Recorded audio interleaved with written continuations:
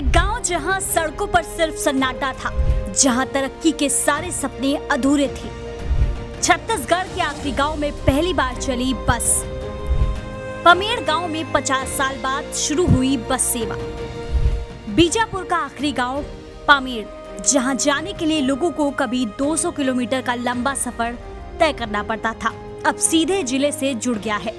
ये वही इलाका है जहां सड़कों पर वाहनों की आवाज से ज्यादा धमाकों की गूंज सुनाई देती थी, जहां विकास का सपना नक्सलियों के साए में दम तोड़ देता था। लेकिन अब तस्वीर बदल रही है, क्योंकि अब सरकार ने इस दुर्गम क्षेत्र तक बस सेवा शुरू कर दी है, जो न सिर्फ एक सफर को आसान बना रही है, बल्कि नक्सल प्रभावित इस इलाके को मुख्य धारा से जोड़ने की एक नई उम्मीद भी जगा रही है।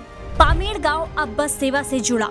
छत्तीसगढ़ के बीजापुर जिले का आखिरी गांव पामेड़ अब बस सेवा से जुड़ गया है। ये गांव अब तक सीधे जिले से नहीं जुड़ा था और वहां पहुंचने के लिए लोगों को तेलंगाना के रास्ते जाना पड़ता था। लेकिन अब राज्य सरकार ने नक्सल प्रभावित इस क्षेत्र में विकास को गति देने के लिए 7 पंचायतों को जोड़ते हुए पामेड़ तक बस सेवा शुरू की है, जिसके बाद ये गांव नई पहचान की ओर बढ़ रहा है। देखिए, उस इलाके में लगभग 7 ग्राम पंचायतों में 21 से अधिक गांव आते हैं, जिसमें काफी लोग रहते हैं, जिनको आवागमन में काफी दिक्कत होती थी।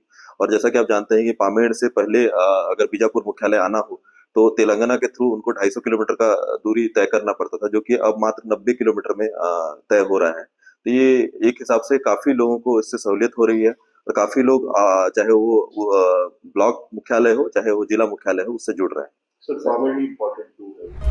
50 साल बाद बस सेवा की शुरुआत। पिछले 50 सालों से इस इलाके में कोई बस सेवा उपलब्ध नहीं थी। पहले यहाँ सड़कें थीं, लेकिन उन पर वाहनों का संचालन नहीं होता था। धीरे धीरे नक्सलियों ने इस पूरे क्षेत्र पर कब्जा कर लिया और वहाँ विकास कार्य रुक गए। लेकिन अब सरकार की ओर से यहाँ तेजी से सड़क निर्माण, सुरक्षा कैंप और अन्य बुनियादी सुविधाएं विकसित की जा रही हैं। ये बस यहाँ बीजापुर से सर डेली का 8:30 बजे निकलती है सर, और पामेड़ पहुँचते पहुँचते 1:30 बज जाती है। नक्सल प्रभावित इलाका है, पहली दफा वहाँ पर ये बस चल रही है, तो लोगों में कैसा उत्साह है वहाँ? उनके लोगों के यहाँ बहुत खुशी आया सर, मतलब बहुत खुश है लोग भी।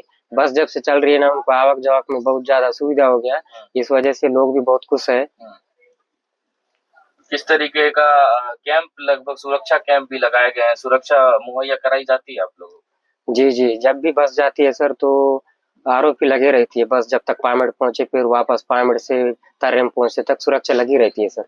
लगभग यात्री कितने रहते होंगे बस में रोजाना? रोजाना सर 70 से 80 लोग यात्री डेली का आना जाना करते हैं सर। यात्रियों में कभी नक्सलियों का दहशत देखने मिला? नहीं सर, लोग अब बदल रहा है। जी, लोग अब बदल रहे हैं। अब सुनते हैं बीजापुर कलेक्टर संबित मिश्रा का क्या कहना है। ये बहुत खुशी की बात है। जिले का जो अंतिम छोर था पामेड़ गांव, वो अभी तक जिले के अंदर से एक्सेसिबल नहीं था।